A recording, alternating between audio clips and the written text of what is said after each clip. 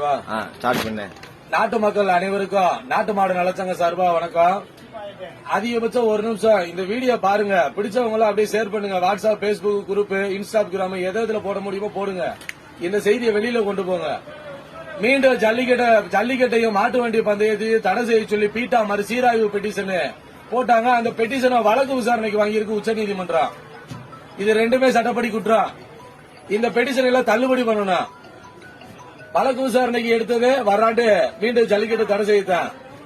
ஏன்னா நீதிமன்றத்துக்கு நடைமுறை சட்டம் இருக்கு. சட்டத்துக்கு உட்பட்டு சட்டத்துக்கு ஆரவா இருக்கிற பெட்டிஷனை மட்டும்தான் வழக்கு விசாரணைக்கு எடுக்கணும். சட்டத்துக்கு எதிராக யாராவது ஒருத்தர் பெட்டிஷன் கொடுத்தா தள்ளுபடி பண்ணணும். ஜல்லிக்கட்டை 2 சட்டம் நடத்த சொல்லுது. ஜல்லிக்கட்டை தடை செய்ய சொல்லி 2 சட்டத்துக்கு எதிராக கொடுக்கிற பெட்டிஷனை வழக்கு விசாரணைக்கு வாங்கினது பெரிய குற்றம். இப்ப நீதிபதி பெருசா சட்டம் பெருசா? சட்டம் தான் பெருசு. நீதிபதி எல்லாம் பப்ளிக் சர்வெண்ட், நாட்டாம எஜமா கிடையாது. ஏற்கனவே மாடு மேய்க்க தடை போட்டாங்க மதுரை உயர் நீதிமன்றம் 5 சட்டத்துக்கு எதிரா. நாங்க தடையை மீறுவோம், மலையில மாடு மேய்ப்போம், சட்டத்தை பாதுகாக்க, ஜல்லிக்கட்டை பாதுகாக்க, தடுக்க யாரு வந்தாலும் கட்டி வைப்போம், அப்படித்தான் மலைகள்ல மாடு மேய்க்கிறோம். ஆனா வழக்கு நீதிமன்ற விசாரணையில இருக்கு. நாட்டு மாடு நலசங்க தோழர்கள் அனைவரும் மேலே வழக்கு இருக்கு. அடுத்து பாத்தீங்கன்னா பசுமாட்டு கூட காளை மாடு இனப்பெருக்க தடை சட்டம். இனப்பெருக்கத்துக்கு விட்டா குற்றம் சென ஊசியில தான் கண்டெடுக்கணும்னு புது சட்டம் கொண்டு வந்தாங்க. இப்ப உப்பார் வெட்டி வழக்கு தப்புக்குண்டு ரோட்ல மருத்துவமனையும் கட்டி வச்சிருக்காங்க. தமிழ்நாடு முழுக்க லாரியில மணலா பாசு கொடுப்பாங்க, அதே மாட்டு வண்டியில மணலெல்லாம் கேஸ் போடுவாங்க. ஒரு மாடு வளர்த்தா 5 லட்சம் ரூபாய் இன்சூரன்ஸ் பண்ண சட்டம் கொண்டு வந்து ஜியோ பாஸ் பண்ணாங்க. ஆடு மாடு கோழி வளர்க்க வரி போட்டிருக்கிறாங்க.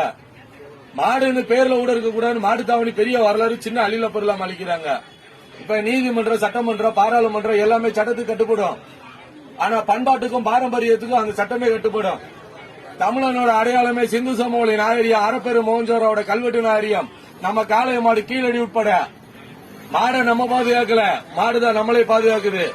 நாட்டு மாடு இனங்களை பாதுகாத்தான் நாட்டு மக்களை பாதுகாக்க முடியும். நீங்க நாட்டு மாட்டு சாணம் ஏன் அழிக்கிறாங்கன்னு நிறைய பேருக்கு தெரியாதுல்ல. இப்ப நாட்டு மாட்டு சாணம் 3 நாள்ல வண்டு வைக்கும், புழு வைக்கும், மண்ணுக்கு இயற்கை உரம். இங்க ரசாயன பூச்சிக்கொல்லி மருந்து அடிச்சு மண்ணை மலடாக்கிட்டாங்க. மான்சாண்ட விதை திரும்ப போட்டா முளைக்காது. அதை திங்க விட்டு வருங்கால சந்ததிகளையும் மலடாக்குறாங்க. பல்லுயிரை பாதுகாத்தான் நம்ம உயிரை பாதுகாக்க முடியும். இன்னைக்கு ஆத்துலயோ குளத்திலேயோ நண்டோ நத்தையோ தண்ணிப்பாவோ தவக்காவோ உயிரோட இருக்காது. நிறைய இனம் அழிஞ்சு போச்சு. அதுக்கு காரணம் ரசாயன பூச்சிக்கொல்லி மருந்து தான். நம்மளோட பாரம்பரிய விதைகளை அழிச்சாங்க. அது சிறுதானியம்ன்றாங்க. கம்பு, சோளம், தினை, குருதவாளி, அரிசி, சாம. அது சிறுதானியம் இல்ல, அதுதான் பெருந்தானியம். அது தின்னு 10 புள்ள 20 புள்ள 30 புள்ள பெத்தாங்க. புள்ள வேணான்னு ஊசி போட்டாங்க.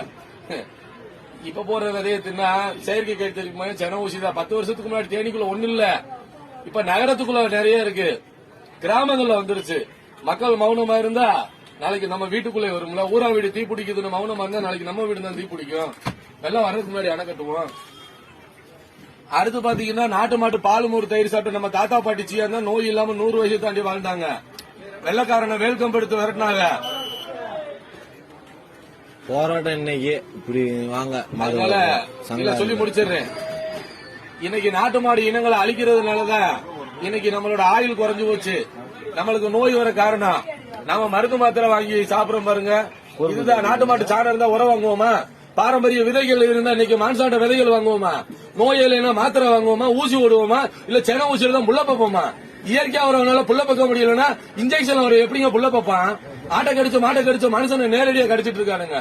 மக்கள் மௌனமா இருக்காதீங்க. 1 லிட்டர் பச்சை தண்ணி 20 ரூபாய்க்கு விற்கிற மாதிரி நம்மளே 2000 3000 கொடுத்துட்டு போயிட்டே இருப்பானுங்க. கேள்வி கால இல்லைன்னா எங்களுக்கு கொள்கை இருக்கனால கவிதையை சொல்லிடுற உள் வாங்கிக்கோங்க. இது எங்க சங்க கொள்கை. பூமி உருண்டை சுத்துற வரைக்குமே மலை மாடுகள் மலையில தான் மேயும், பந்தய மாடுகள் ஓடும், சல்லி மாடுகள் பாயும். இந்த சிங்கம், சிறுத்தை, புலிகள் பதுங்கி பாயும்.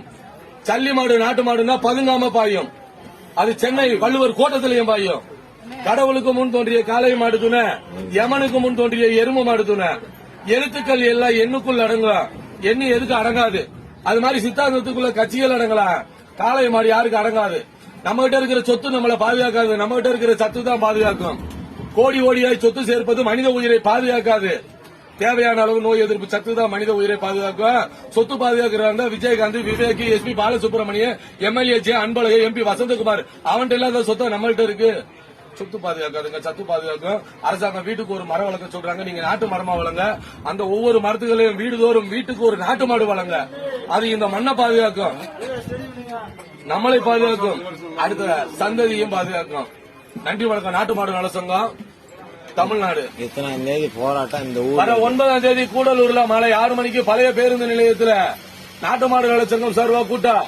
வர டிசம்பர் 30ஆம் தேதி சென்னை வள்ளுவர் கோட்டத்தில் மாலை 6 மணிக்கு மாபெரும் கண்டன பொதுக்கூட்டம்.